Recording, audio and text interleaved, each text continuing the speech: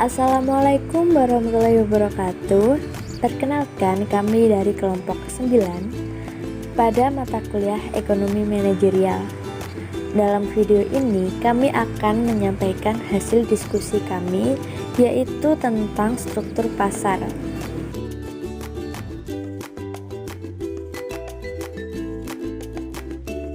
Poin pertama yang akan kita bahas adalah klasifikasi struktur pasar. Sebelum kita membahas klasifikasi struktur pasar, kita pahami terlebih dahulu apa itu pasar. Nah, menurut Nur, pasar adalah tempat atau mekanisme bertemunya kepentingan konsumen di satu sisi dengan kepentingan produsen di sisi lain.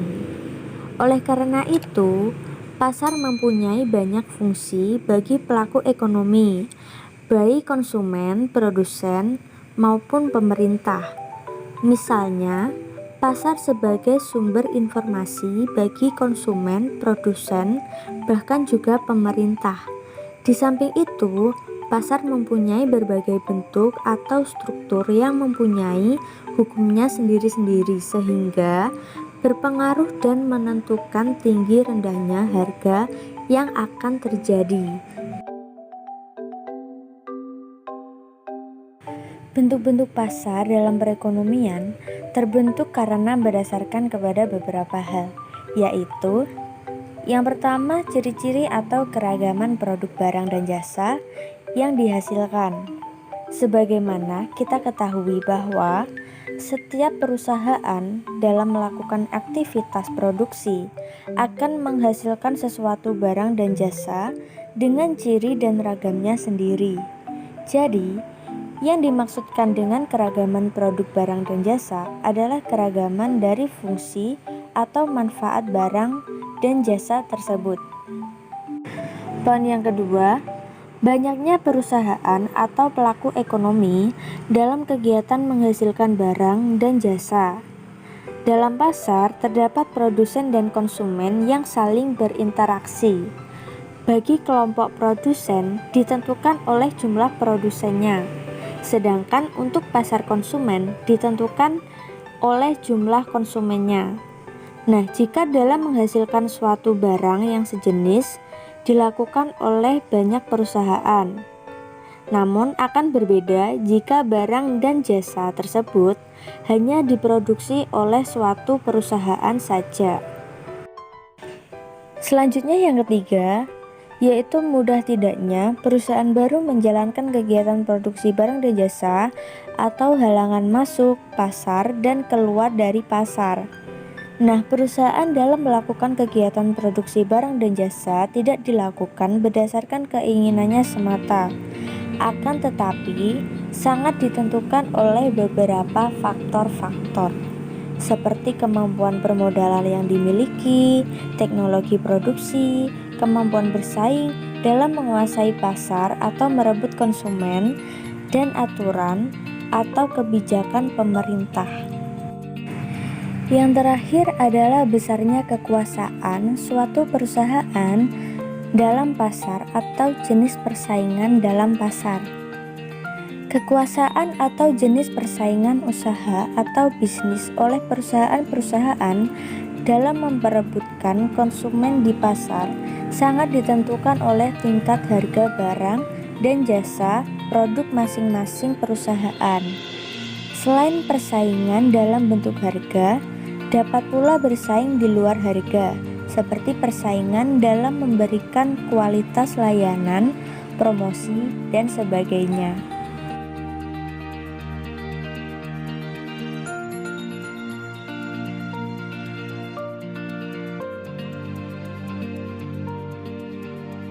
Ruang lingkup pada bentuk-bentuk pasar ini terdiri dari pasar persaingan sempurna atau pasar persaingan bebas.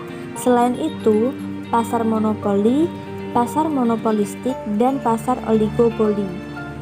Ruang lingkup bentuk-bentuk pasar sebagaimana telah dikelompokkan tersebut dijabarkan dalam bentuk serangkaian karakteristik industri yang secara tidak langsung mempengaruhi keputusan yang dibuat oleh perusahaan dalam melakukan proses produksi dan pemasarannya. Unsur primer dari bentuk-bentuk pasar meliputi jumlah dan distribusi, ukuran aktual dari penjual dan pembeli, kemungkinan pendatang baru, tingkat diferensiasi produk, ketersediaan dan biaya-biaya informasi tentang harga dan kualitas barang dan jasa, serta kondisi keluar dan masuk.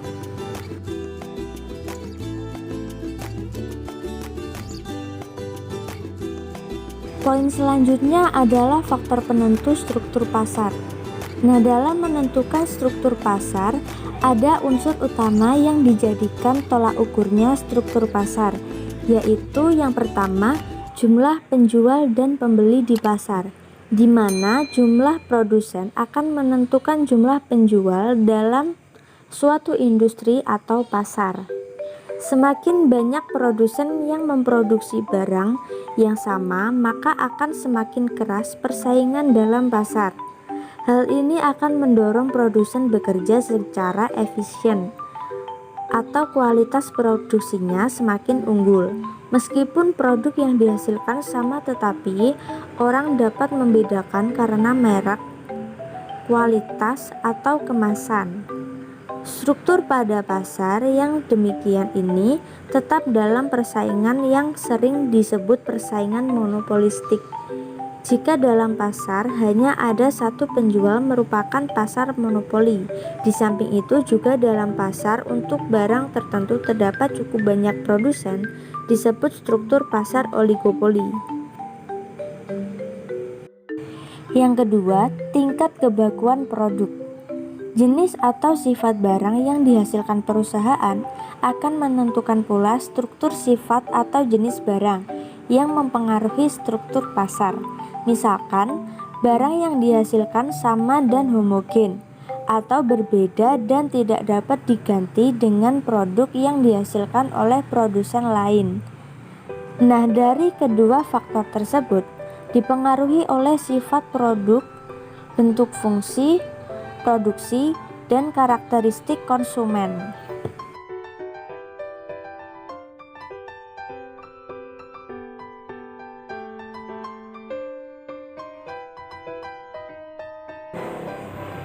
Pasar persaingan sempurna. Pengertian pasar persaingan sempurna. Berdasarkan pengertian dari beberapa ahli, pasar persaingan sempurna atau perfect competition dapat didefinisikan sebagai struktur pasar atau industri di mana terdapat penjual dan pembeli dalam jumlah yang banyak. Masing-masing penjual ataupun pembeli tidak dapat mempengaruhi keadaan pasar. Pasar tempat kekuatan penawaran dan permintaan dapat bergerak secara leluasa. Harga pasar mencerminkan keinginan produsen dan konsumen, di mana penawaran mencerminkan keinginan produsen atau penjual dengan motivasi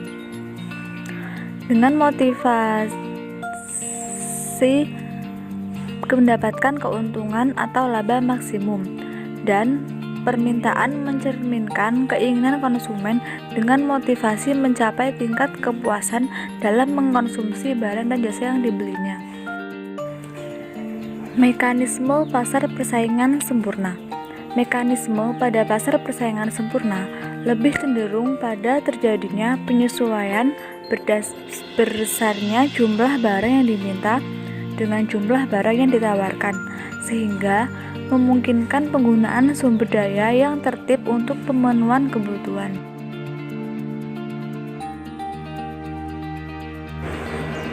Karakteristik pasar persaingan sempurna. 1. Penjual dan pembeli harus berjumlah banyak. 2. Barang yang dihasilkan bersifat homogeni. Yang ketiga, adanya kebebasan keluar masuk industri.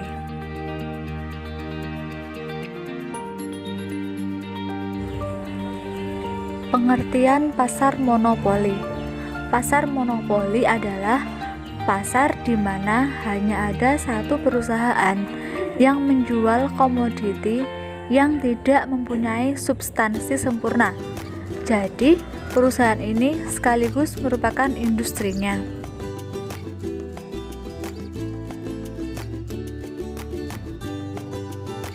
Ciri-ciri pasar monopoli. A. Dalam pasar hanya ada satu penjual yang menghadapi banyak pembeli. B. Penjual merupakan price maker atau penentu harga, sehingga harga benar-benar dikuasai oleh penjual. C. Barang yang dijual tidak mempunyai substitusi yang sempurna. D. Penjual tidak mempunyai pengetahuan yang sempurna tentang pasar tersebut. E. Ada kesulitan untuk masuk pasar.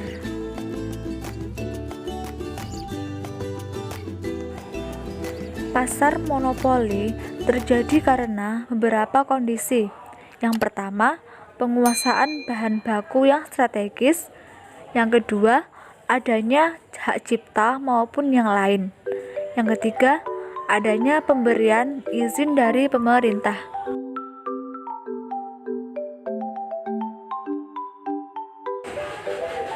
Hambatan pasar monopoli. Hambatan masuk pada pasar monopoli ini sangat tinggi karena produsen yang menguasai pasar akan berusaha keras agar tidak ada pesaing pada pasar yang dipimpinnya. Pada struktur pasar yang dipimpin oleh perusahaan dominan, pelaku usaha terdiri dari beberapa atau banyak perusahaan, namun hanya ada satu pelaku usaha yang terlihat mendominasi pasar.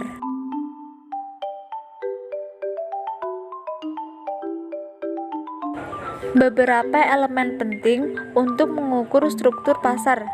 Yang pertama, konsentrasi industri. Yang kedua, hambatan masuk. Yang ketiga, perilaku pasar. Dan yang keempat, kinerja pasar.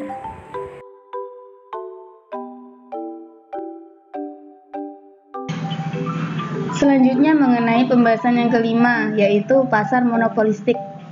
Pasar monopolistik didefinisikan sebagai pasar dengan banyak produsen yang menghasilkan komoditas yang berbeda-beda karakter, atau disebut juga sebagai differentiated product, dan bisa disebut juga sebagai pasar yang banyak menjual yang menawarkan satu jenis barang dengan diferensi produk yang berbeda-beda, baik dari segi kualitas.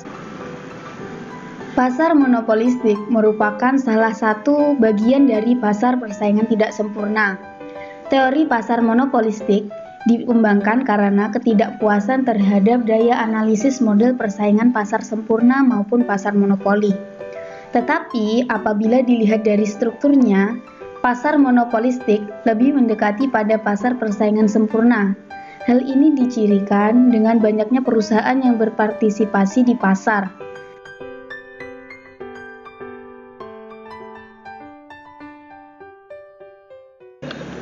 Meskipun terdapat persamaan ciri antara pasar persaingan sempurna dengan ciri-ciri pasar monopolistik, di sini saya akan menjelaskan kepada teman-teman agar tidak bingung bagaimana sih batasan-batasan pasar monopolistik itu. Nah, berikut ciri-cirinya. Yang pertama, terdapat banyak penjual atau produsen yang berkecimpung di pasar. Kedua, barang yang diperjualbelikan merupakan barang komoditas yang berbeda corak atau karakteristik. Yang ketiga, perusahaan memiliki sedikit kekuasaan mempengaruhi harga. Kemudian, yang keempat, untuk memenangkan persaingan, setiap penjual aktif melakukan promosi atau iklan. Kemudian yang kelima yaitu keluar masuk pasar barang atau produk relatif lebih mudah. Selanjutnya, saya akan membahas mengenai kelebihan dan juga kekurangan pasar dengan struktur monopolistik. Yang pertama, saya akan menjelaskan terlebih dulu mengenai kelebihannya. Jadi yang pertama adalah banyaknya produsen yang di pasar ini dapat memberikan keuntungan bagi konsumen untuk dapat memilih produk yang terbaik baginya.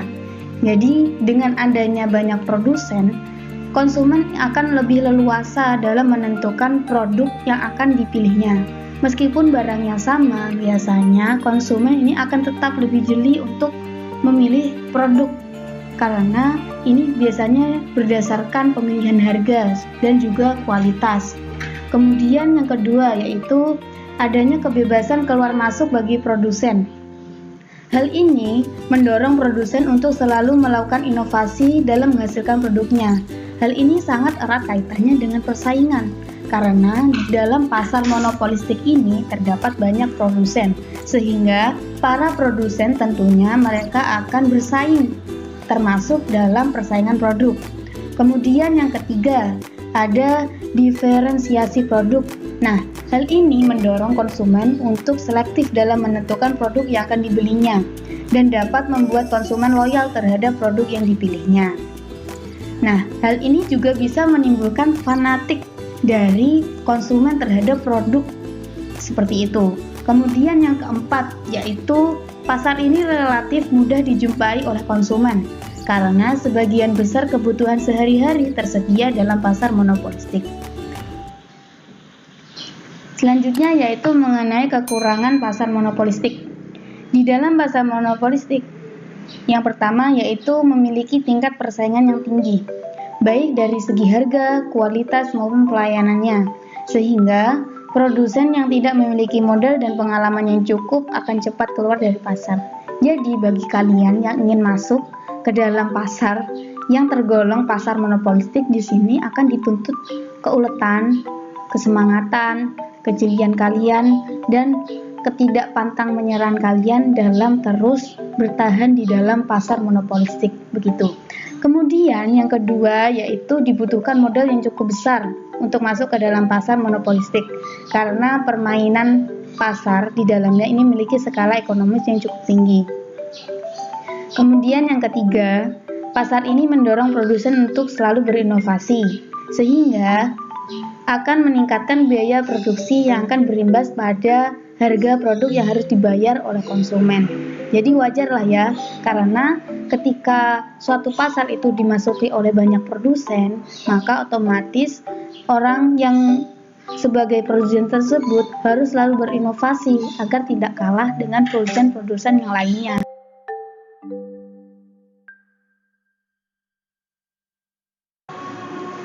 Selanjutnya, kita akan membahas pada pembahasan yang terakhir atau poin yang terakhir yaitu pasar oligopoli. Pasar oligopoli adalah suatu bentuk interaksi permintaan dan penawaran di mana terdapat beberapa penjual atau produsen yang menguasai seluruh permintaan pasar.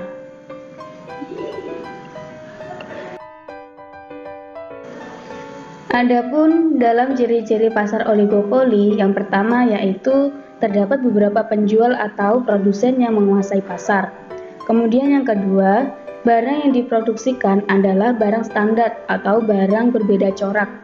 Kemudian yang ketiga, kekuatan menentukan harga ada kalanya lemah dan ada kalanya sangat tangguh.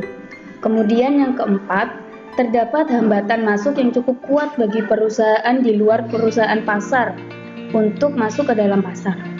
Kemudian yang kelima yaitu satu di antara para oligopolis merupakan price leader atau penjual yang memiliki kuasa pasar yang terbesar. Jadi, bagi perusahaan baru yang ingin masuk ke dalam pasar oligopoli ini sangat banyak sekali hambatannya dan juga tantangannya.